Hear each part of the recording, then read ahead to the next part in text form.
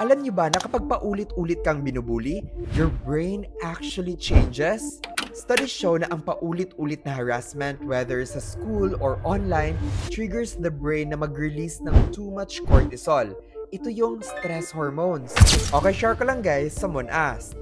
Paano nga ba nakakaapekto ang bullying sa mental chemistry ng isang tao? Let me explain something. Kapag sobra-sobra ang cortisol na pinoproduce ng utak natin, which is yung stress hormones, bumababa ang ability ng utak natin na matuto at makapag-focus. Kaya maraming mga estudyante ang nakaka-experience ng bullying na anxious, depressed at nawawala ng gana sa buhay. In fact, ayon sa World Health Organization and Department of Health, 1 out of 3 Filipino students ages 13 to 17 have experienced bullying in school. Hindi lang ito pisikal, cyberbullying is also on the rise.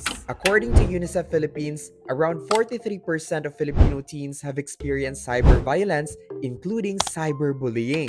At ayon sa EDCOM2, Philippines ranked first sa 2018 Program for International Student Assessment. Marami talaga ang mga nakaka-experience nito. Kaliwat kanan ang balita patungkol sa bullying at cyberbullying. These are real lives, hindi lang statistics. Kaya noong January 2025, EDCOM2 proposed a revised implementing rules and regulations sa Anti-Bullying Act of 2013. Noong August 2025 naman, inadopt na ito ng DepEd para mas matugunan ang lumalalang kaso ng bullying. Every child deserves a safe and supportive learning space. Kaya let's support ang mga education reforms kagaya na lang ng EDCOM2 para mas maging ligtas ang paaralan at mas gumanda ang kalidad ng edukasyon para sa bawat batang Pilipino. At ngayong World Mental Health Day, the theme is clear.